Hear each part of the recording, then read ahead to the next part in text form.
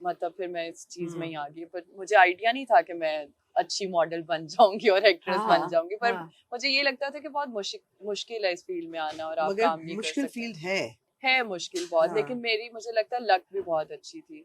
शुरू से मेरे फादर साथ थे, उन्होंने मुझे गाइड किया बहुत ज्यादा, और बहुत सी चीजों में मुझे समझ नहीं थी तो उन्होंने बताया, तो मैं काफी चीजों से मतलब सेफ रही, और मुझे पता चला कि किन लोगों के साथ काम करना है, किन के साथ नहीं करना। तो आहिस्ता आहिस्ता फिर पोर्टफोलियो स्ट्रांग होता गया, बिल्कुल। ब्रांड का शूट किया कावर भाई के साथ, और जो भी अच्छे फोटोग्राफर्स थे, डिफरेंट डिजाइनर्स, ब्रांड्स, बिलबोर्ड्स किए।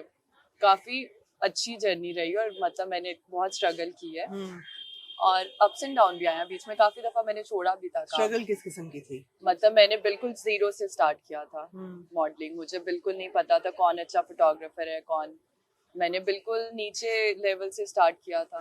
तो जब भी और कोई नए फील्ड में आता है, सॉरी आपकी बात काट रही हूँ, तो कोई गाइड्स होते हैं या मेंटर्स होते हैं या लोग हेल्प करते हैं, तो आपके कौन थे वो लोग जो आपको एडवाइस कर रहे थे और गाइड कर रहे थे? मुझे शुरू में तो कोई गाइड नहीं कर रहा नहीं था, कर रहा था। और लोग जरा नई लड़कियां जो आती हैं उनको बेवकूफ भी बनाते हैं बहुत ज्यादा कि हमारे साथ काम करें, हम आपको टॉप मॉडल बनाएंगे। लेकिन हर कोई आपको काम नहीं, उन्होंने मतलब बीच में से अपना कमीशन रखना होता है ये वो, और उनका काम इतना अच्छा नहीं होता, वो सिर्फ झूठ बोल रहे होते हैं कि हमारी एजेंसी बहुत अच्छी बिल्कुल है, बिल्कुल। लेकिन उनकी एजेंसी के पास तो कोई काम ही नहीं है। तो मुझे इस तरह आइडिया नहीं था, वो मुझे आहिस्ता आहिस्ता काम करके पता चला। फिर मैं जब अच्छे लोगों के साथ मैंने काम करना शुरू किया, फिर मुझे डिफरेंस पता चला कि किन के साथ काम करना है, किन के साथ नहीं करना। और आहिस्ता आहिस्ता काफी शूट्स, ब्रांड्स, कमर्शियल किए। फिर एक्टिंग में आने का प्लान था, बट मेरे में उस टाइम इतना कॉन्फिडेंस नहीं था बोलने का, और मैं कैमरा शाय थी। ऑल्दो और जो मॉडलिंग के लिए कॉन्फिडेंस चाहिए, मॉडलिंग में आपने एक्सप्रेशंस देने हैं, पोज करना है, वो मेरे अंदर नेचुरली था। मतलब वो छोटे बचपन से मुझे शौक था, तो वो था, मैं कर लेती थी। लेकिन एक्टिंग के लिए तो थोड़ी डिफिकल्टी हुई, और मैंने कहा ऑडिशन कैसे दूंगी, और डायलॉग्स नहीं बोल सकती, पता ही नहीं है कि किस तरह से बोलना है डायलॉग। तो मैंने सोचा नहीं करूंगी एक्टिंग, शायद देखूंगी फ्यूचर में कर लूंगी। और एक्टिंग मैंने इस तरह से स्टार्ट की कि मैं एक शूट पे ही गई हुई थी अंदरून में, एक हवेली के अंदर, और वहाँ पे एक डायरेक्टर नदीम चीमा, मैंने अपना डेब्यू उनके साथ किया, दिल्ली गेट फिल्म। वो अभी तक रिलीज नहीं हुई। हाँ मैं पूछ रही हूँ कि मैंने सुना नहीं इस फिल्म का। और उन्होंने मीरा को कास्ट किया था। अच्छा। तो उन्होंने मेरी लुक्स देखी, लहंगा चोली पहना हुआ था, ट्रेडिशनल फ्लावर्स और इस तरह जूड़ा वगैरह करके। उन्होंने कहा कि हमारी जो फिल्म की लुक है वो पुराने अंदरून में फिल्म सारी शूट करनी है, और उसके अंदर हमें लड़की ऐसी चाहिए। तो आपकी लुक्स हमें पसंद आ रही हैं, अगर आप इंटरेस्टेड हैं तो आप ऑफिस आ जाएं और ऑडिशन दे दें, हम मीटिंग कर लेते हैं, फाइनल कर लेते हैं। तो मैंने कहा अच्छा चांस है, बड़ी स्क्रीन पे आऊंगी फिल्म में डायरेक्ट, मतलब डेब्यू, और अच्छी बात है। तो मैंने कहा आप मुझे स्क्रिप्ट दें, मैं प्रैक्टिस करती हूँ और फिर मैं ऑडिशन देती हूँ। तो फिर मुझे उन्होंने पूरा करेक्टर की ब्रीफ दी, और उसके बाद मैंने ऑडिशन दिया, उन्होंने मुझे फाइनल कर लिया। फिर मैंने वहां से एक्टिंग स्टार्ट की थी, लेकिन मुझे बिल्कुल आइडिया नहीं था। लेकिन सेट पे जाके आहिस्ता आहिस्ता, जावेद शेख थे उस फिल्म में, यासिर खान थे मेन हीरो, और सुजैन फातिमा मेन लीड पे, और लव ट्रायंगल था। राइट, लेकिन रिलीज नहीं हुई फिल्म। वो अभी तक रिलीज नहीं हुई। हुई। फिर उसके बाद मैंने एक ड्रामा किया थाईलैंड में, तू जिंदगी है, वो पीटीवी के लिए किया था।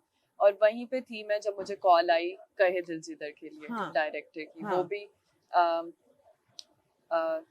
नाजिर जहांगीर को कास्ट किया, तो मंशा पाशा, जुनेद खान, और वो कोई इशू था, तो फिर उनको फौरन चेंज करना था। तो उनको उस कैरेक्टर के लिए मेरी लुक समझ में आ रही थी। तो उन्होंने मुझे कहा कि आप ऑडिशन दे दें वीडियो कॉल पे, और मैंने दिया। उस टाइम मैंने इतना अच्छा ऑडिशन नहीं दिया, उसको समझ नहीं आया, पर मुझे कैरेक्टर की भी उस टाइम समझ नहीं आई थी। तो फिर उन्होंने मुझे एक्सप्लेन किया कि कैरेक्टर में इस तरह नहीं, ऐसे करना आपने। तो मैंने कहा ठीक है। उन्होंने कहा आप दोबारा हमें वीडियो कॉल पे ऑडिशन दें, और आप थाईलैंड से डायरेक्ट कराची आ जाएं शूट के लिए। अब मैं 1 महीने से थाईलैंड में थी, और मैंने सोचा नहीं, मुझे घर जाना है वापस, मुझे नहीं करनी फिल्म। लेकिन वो शायद मेरी किस्मत में थी। फिर मैंने उनको कॉल की, और वहीं से मैं लाहौर गई हूँ पैकिंग करके, दोबारा सुबह की फ्लाइट से कराची आई।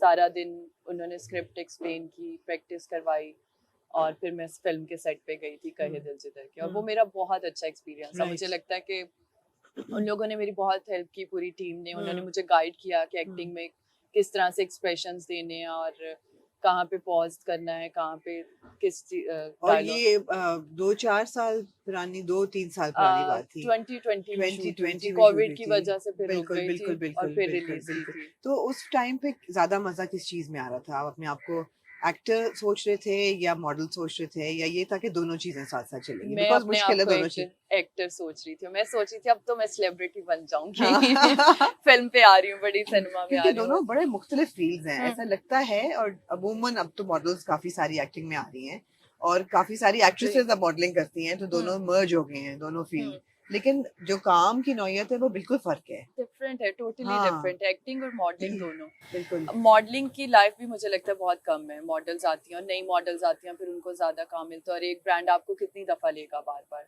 वो सेम फेस से भी लोग भी बोर हो जाते हैं देखे। और एक्टिंग में आप जितना ज्यादा करते जाते हो, आप उतने ज्यादा फेमस और आप सेलिब्रिटी बनते हो। शोज में आपको एज अ शो स्टॉपर बुलाते हैं, बिल्कुल। और कैंपेन्स के लिए बुलाते हैं, शूट की भी हाँ। बजट भी आपका डबल होता है। तो फिर एट द एंड तो एक्टिंग ही, अगर आपने इस फील्ड में काम करना है तो फिर मॉडलिंग कुछ अरसे के लिए कर सकते हैं, लेकिन फिर आप मॉडलिंग एक्टिंग में करते ही आना पड़ता है। बिल्कुल। सो रोमा, मॉडलिंग तो आप कर रहे थे 10 एक साल से, और एक दो ड्रामे भी किए थे और फिल्म भी की थी। सो आप काम तो कर रहे थे, जी। लेकिन सडनली आई थिंक पिछले महीने अक्टूबर में हम्म, सडनली एवरीबडी न्यू कि जी रोमा माइकल कौन है। दो वजूहात थी। एक तो ये आपका ड्रामा चल रहा था इक़्तिदार, इक़्तिदार एकदम हिट हो गया, बड़ा अच्छा चल रहा, आपका कैरेक्टर भी बड़ा अच्छा था, लोगों ने नोटिस किया, उसकी जी। बात भी हो रही है।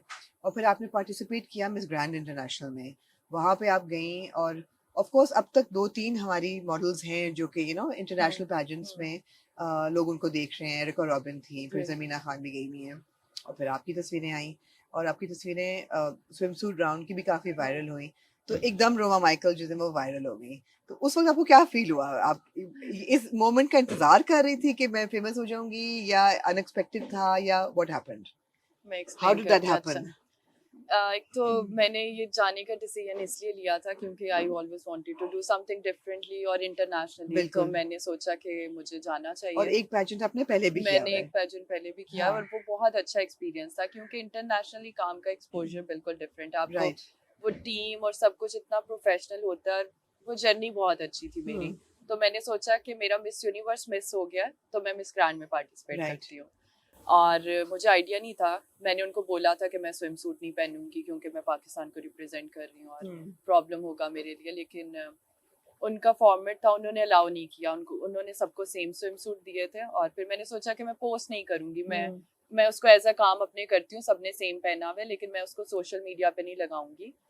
और मैंने ऐसा बिल्कुल नहीं सोचा था कि मैं इसकी वजह से वायरल हो जाऊंगी या और इतना प्रॉब्लम या होगा। या और वो बहुत अनएक्सपेक्टेड था। और उस टाइम तो मैं डिप्रेशन में गई हूँ, क्योंकि जब मुझे सबके स्क्रीनशॉट्स आए हैं और मैसेजेस, तो मुझे सबने कहा वापस पाकिस्तान मत आना, तुम्हारे साथ अब बहुत बुरा है। रियली?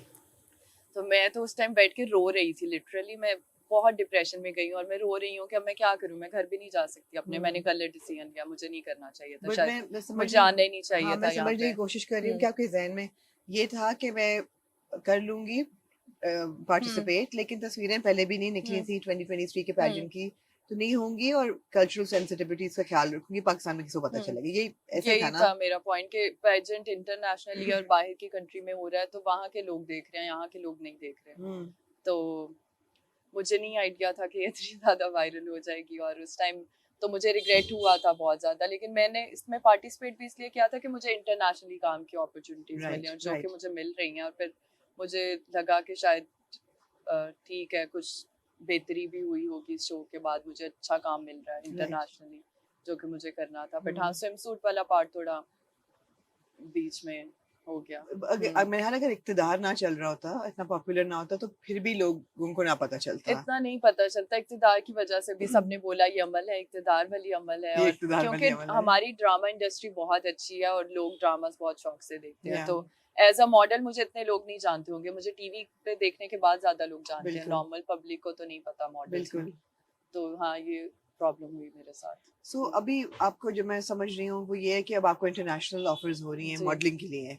सो मॉडलिंग करियर जो है आपने अपना मुल्क से बाहर करना है, जी, बट अब आप फुली कमिटेड हो as an actor in as an actor, Pakistan. या ये राइट। दोनों चीज़ों का बैलेंस बड़ा मुश्किल है। मुश्किल है। इसलिए अच्छा है हाँ, कि आपका डिफाइंड है आपकी बाउंड्रीज बट की यहाँ मॉडलिंग करनी है।